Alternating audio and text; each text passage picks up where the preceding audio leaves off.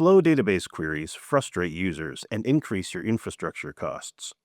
As the number of documents and collections in your database increase, managing your data becomes increasingly resource intensive. Properly indexing your MongoDB data is the key to maintaining performance at scale.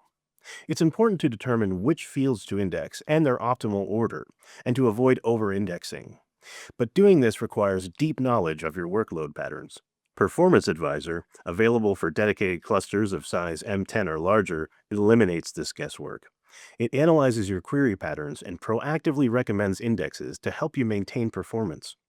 Performance Advisor continuously monitors query execution, tracking slow operations and examining which fields are frequently accessed. When it detects a pattern where an index could improve performance, like a high docs examined to docs returned ratio or frequent collection scans, it creates a specific recommendation with projected impact data. Each recommendation includes the exact index definition, the queries that will benefit, and estimated performance gains.